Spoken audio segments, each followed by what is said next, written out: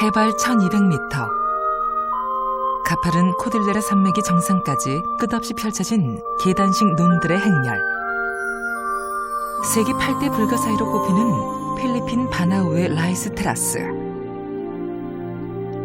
논이 존재할 수 없는 험준한 산비탈에 흐르는 비구름을 뚫고 하늘로 향한 녹색 계단을 차곡차곡 만든 사람들은 누구일까? 그리고 그들은 왜 이런 곳에 이처럼 불가사의한 라이스 테라스를 건설했을까?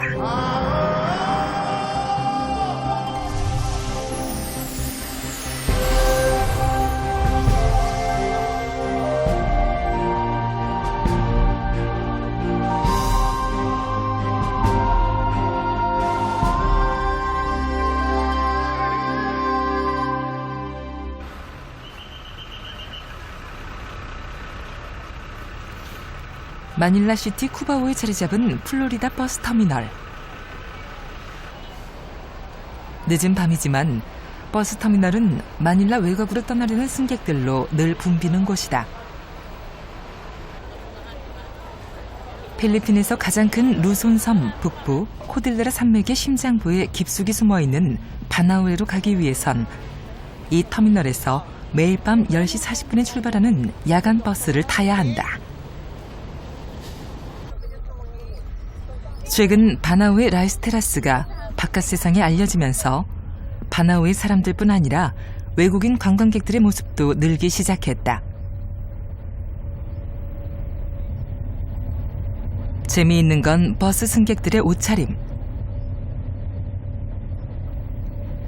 1년 내내 섭씨 30도를 웃도는 열대도시 마닐라에서 두터운 점퍼와 털모자 등으로 무장한 사람들을 발견한다는 건 9대 불가사의쯤 되지 않을까.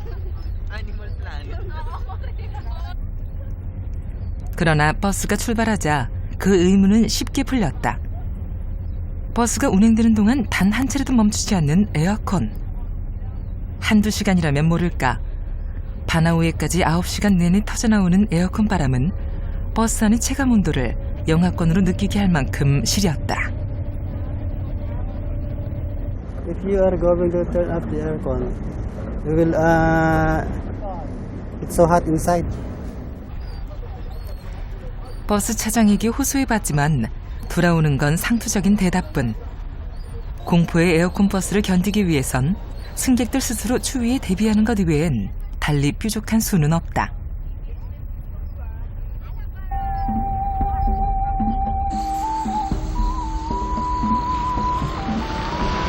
루손섬 남부 마닐라에서 루손섬 북부에 위치한 이프가우주 바나우에까지 거리는 348km. 그리 먼 거리는 아니지만 편도 1차선의 좁은 도로 사정과 험준한 산세 탓에 밤새 달려온 버스는 동이틀 무렵에야 겨우 바나우에 가 있는 코딜레라 산맥의 중턱에 들어선다.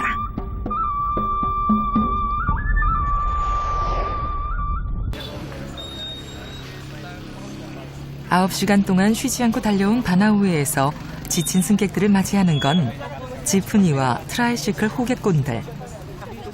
바나우의 라이스 테라스 가운데 가장 뛰어난 경치를 자랑하는 바타드까지 도착하려면 아직도 16km를 더 가야 하기 때문이다. 트라이시클은 오토바이를 개조해 만든 바나우에판 소형 택시. 바나우에에 택시는 없다.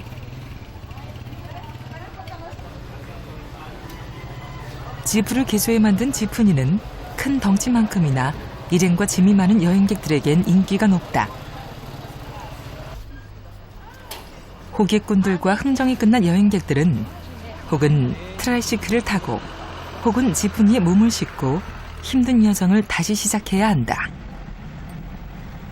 바나우에에서 바타드 입구까지 걸리는 시간은 약 2시간.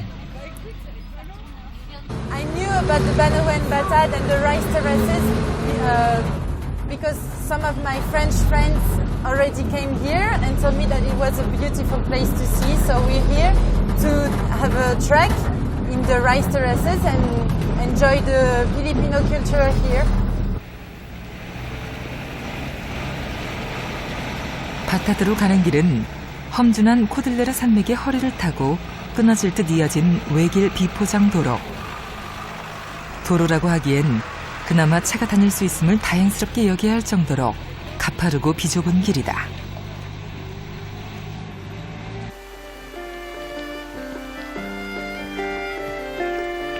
늘 변화무쌍한 해발 1200m 고성길로 접어든 지프니는 쏟아지는 비구름 속에서도 아슬아슬 바타드를 향한 힘겨운 전진을 계속한다.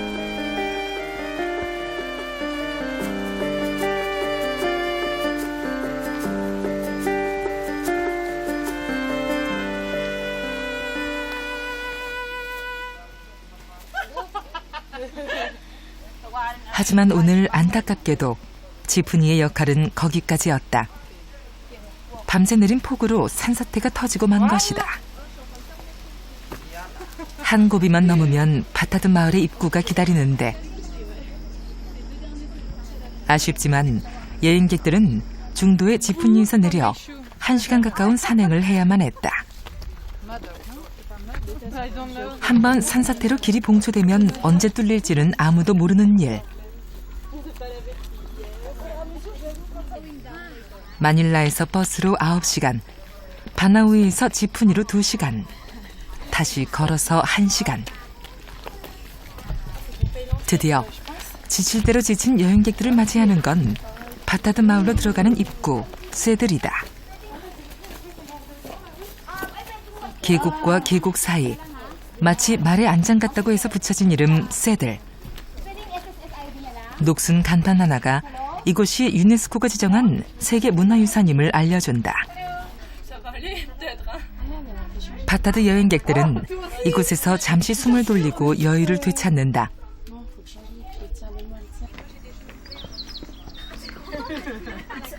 이제 이 세들에서 다시 1시간 반을 걸어 내려가면 그토록 기대하던 바타드가 수줍은 듯 그 모습을 드러낼 것이다.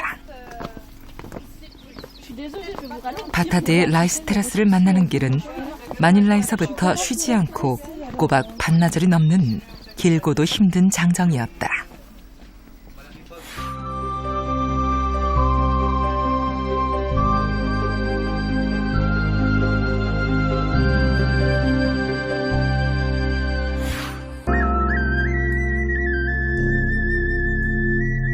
밝은 햇살이 환한 바타드의 아침. 우기를 맞아 늘 비가 내리는 바타드의 아침 햇살은 그래서 반갑고도 귀한 손님이다.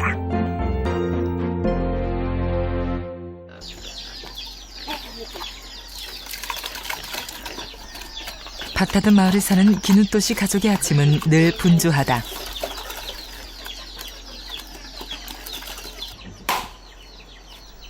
올해 20살이 된 장남 제이콥부터 100일을 간 넘긴 아기까지 9남매가 옹기종기 모여 사는 기누토시 가족.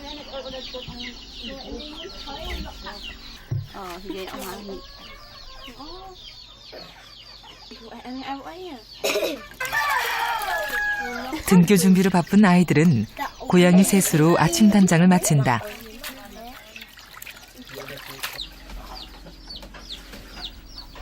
팔순을 넘긴 노부모와 9남매를 먹이 살려야 하는 가장 기누토시의 아침 역시 쉴 틈이 없기는 마찬가지. 최근 들어 초가지붕에서 양철지붕으로 바뀐 곳이 많지만 전통 가옥 발루이는 지금도 바타드 마을의 대표적인 주거 공간이다. 발루이의 구조는 모두 3층으로 이루어져 있다. 1층에는 닭과 개, 돼지 등 가축들이 어울려 사는 공간. 사람은 사다리를 타고 올라갈 수 있는 2층 공간에서 지낸다.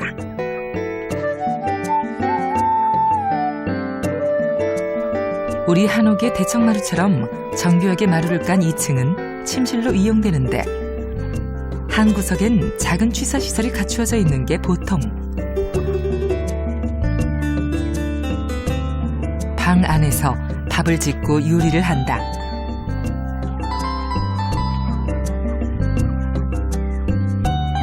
그리고 발루이의 높은 초가지붕과 천장 사이엔 작은 다락방이 마련돼 있어 이곳에 가장 소중하게 여기는 쌀을 보관한다.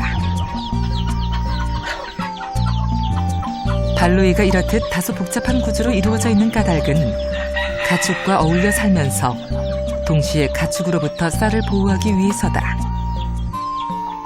발로이의 1층 기둥 중간에 설치된 둥그란 판은 가축들이 2층으로 올라가는 것을 방지하고 특히 주위의 접근을 막는 구실을 한다.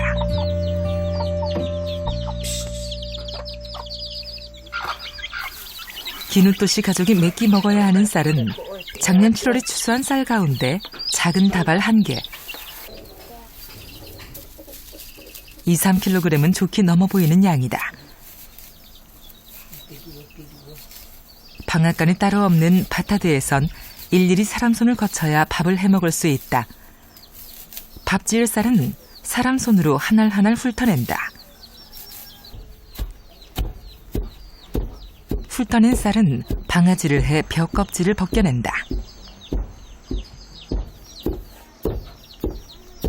5째 딸 미나가 아빠와 능숙하게 호흡을 맞춘다. 지금은 사라져버린 우리 옛 농촌 풍경을 떠올리게 하는 정겨운 모습이다.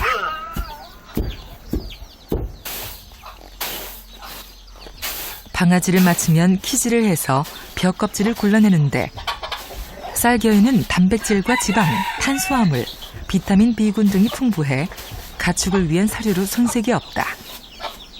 사람들이 만찬을 즐기기 전 가축들의 만찬도 시작되는 셈이다.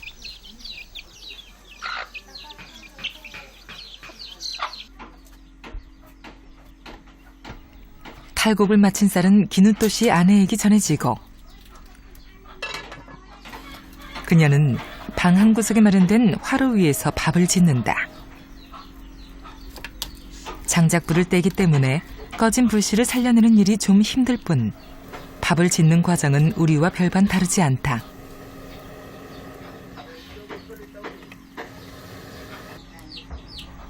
바타드의 전통 가옥엔 굴뚝이 없기 때문에 밥을 지을 때면 늘 방 안은 매캐한 연기로 가득 찬다.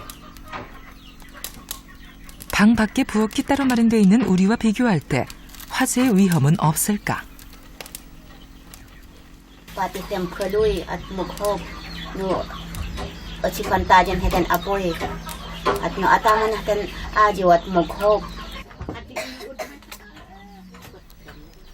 기누토 씨 가족의 아침 식사.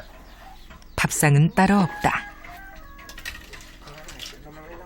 하얀 쌀밥 외에 반찬은 눈에서 잡은 우렁이가 전부.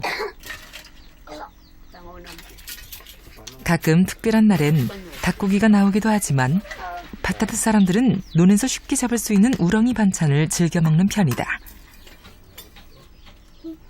쌀은 단위 면적당 생산량이 다른 곡물에 비해 월등하게 높을 뿐만 아니라 맛이 담백해 일찍이 인류의 주식 가운데 하나로 자리매김했다. 쌀은 또한 가장 훌륭한 탄수화물의 공급원이면서 여러 영양소들이 이상적으로 배합된 곡식으로 꼽힌다. 하지만 쌀에만 의존할 경우 특히 철분과 비타민 A의 결핍이 문제가 된다.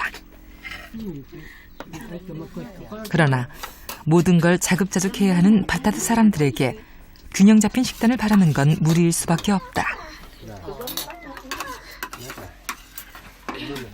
그들에게 쌀은 먹는 것의 전부라고 해도 과언이 아니다. 그들은 이렇게 수천 년을 아무 탈 없이 살아왔다.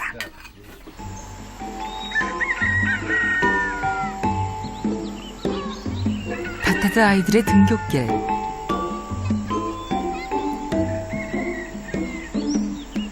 경사 70도가 넘는 산비탈을 깎아 만든 가파른 계단식 눈 사이로 걸어가는 아이들의 모습은 아슬아슬하기만 하다.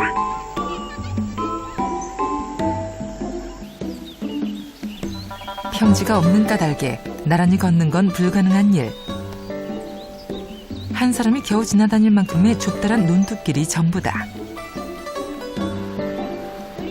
어른 키보다 높은 돌담 옆으로 난 한 뼘도 안 되는 돌계단을 오르내리는 일은 다반사. 하지만 이곳 바타드에서 나고 자란 아이들에게 이런 길은 평지보다 익숙해 보인다. 외부인들에게도 과연 그럴까?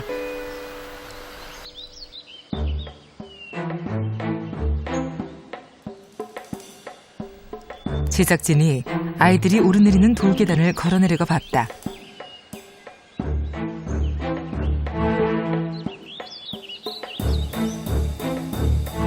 값비싼 등산화와 기능성 운동화로 무장했건만 이런 돌계단 앞에선 무력하기 짝이 없다.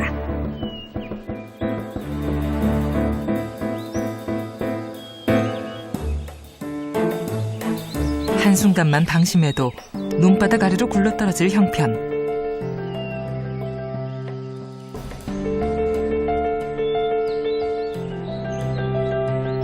아이들의 날쌘 걸음걸이가 대단하게 느껴지는 순간이다.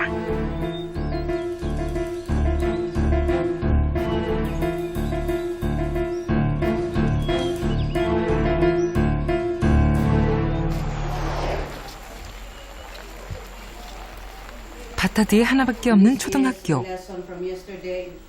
현재 6개 반 110명의 아이들이 재학 중이다. 7,000개가 넘는 섬으로 이루어진 필리핀은 모두 79개의 주로 구성되어 있는데 각 주마다 쓰이는 언어가 다르다. 따라서 이프가오 주에 있는 바타드에서 쓰이는 언어는 당연히 이프가오어. 그러나 정부 수립 후 공용으로 채택된 따갈로그어와 영어가 학교에서 동시에 교육되고 있다. 덕택의 아이들은 3가지 언어를 능숙하게 구사한다. Pohcho amum kerin hi carpenter ko hidadi jana pohcho amum kerin hi carpenter patchong. Gusto kong maging carpenter dahil carpenter rin ang aking tatay. Gusto kong maging katulad niya. I want to be a carpenter because my father is a carpenter. I want to be like him. 1995년 바나우의 주변의 계단식 논이 유네스코 세계문화유산으로 지정되자 이프가오 주 정부는 관광이 주 수입원이 될 것을 예상하고 영어 교육에 각별한 관심을 쏟았다. 이프가오 주가 수도인 마닐라로부터 한참 떨어진 오지에 위치하고 있음에도 불구하고 이곳에서 영어로 의사소통하는 데 지장이 없는 건 바로 그 때문이다. 라이스 테라스는 단순한 문화유산을 넘어 특정 지역의 교육 방향을 바꿀 정도로 큰 영향력을 발휘하고 있는 셈이다.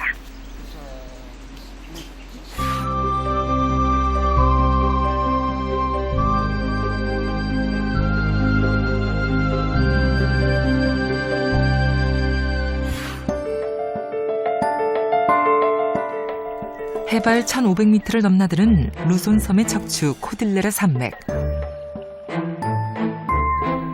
60~70도로 가파르게 경사진 산비탈을 따라 산 정상까지 파고든 방대한 규모의 라이스 테라스들.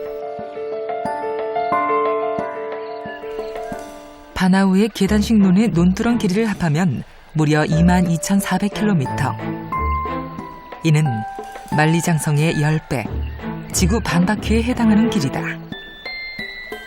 이 수많은 계단식 논들은 언제 누구에 의해서 만들어졌을까?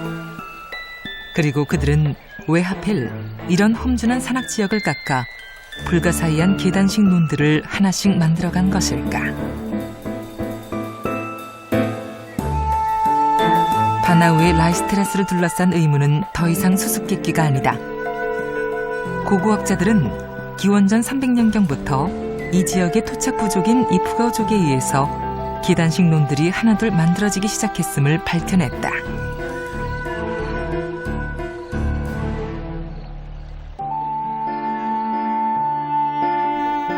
이프가오족은 고대 필리핀 북부 지방으로 이주해온 말레이계의 후손. 원래 평지나 강가에서 농사와 수렵 생활을 했던 이들은 사냥감을 쫓아 코딜레라 산맥 깊숙이 진출했다. 산악지역은 무더운 저지대와는 달리 날씨가 시원하고 높은 산꼭대기에서 흘러나오는 맑은 물이 있어 살기에 적당하다고 여겨졌다. 그러나 가장 큰 문제는 쌀 농사를 지을 논이 없다는 것. 정착이냐 이주냐의 갈림길에 선 이프가오족은 그러나 의외의 결단을 내린다. Yahnan at Chimatanan at Puetad. Temon half culture Yama put chilap night. Oh, yeah. Mangumacha, Itanomche, La at ya, Amangachi, he meet and I don't cha. Tanomche mission Amin Yamapot, Yahnan Maput at Puetad. 바나우의 라이스 테라스의 시작은 그렇게 해서 이루어졌다. 2300년 전의 일이었다. This is fixed, and they get the next one like this and put over the biggest one, and after that this small one like this until it reaches the altitude or the plat over, and then after that after the stone walls, they first fix and make to level the plats and collect those small stone and throw on the river. And then after they collect those small stone, they are making rice paddies with water. So after in making rice paddies, they just first get a strong wood, the hard one, and they will pound it to make it strong before they got a mud making rice paddies. So it seems like this, and they clean like that, and they will get a rice planting one by one, and that's all. 이프가우 사람들이 이런 라이스 테라스를 지을 땐 철 문명이 도래하기 전이었다. 그들은 삽이나 쇠지렛대 없이 단단한 나무와 숯뼈를 이용했다. 가파른 지형 때문에 소나 말의 힘도 빌릴 수 없었다. 수레를 모는 것도 불가능했다. 모든 건 순전히 사람의 손으로만 이루어졌다.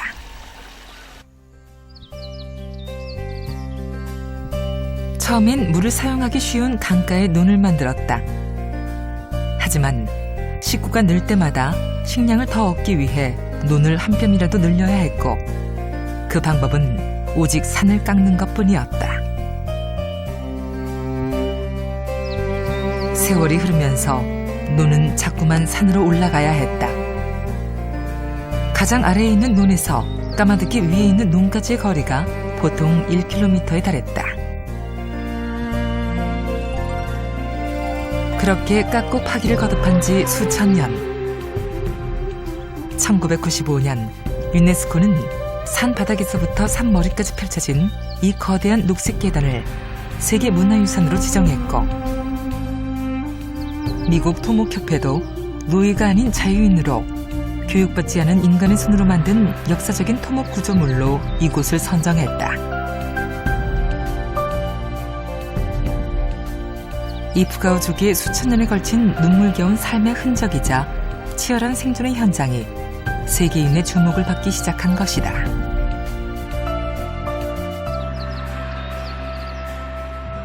I can believe that this area hasn't got any machinery that I can see. I can't see any animals, the buffalo who would normally be used to do these sorts of rice terraces, and I guess they use some instruments, but it would be instruments, small instruments, and human activity.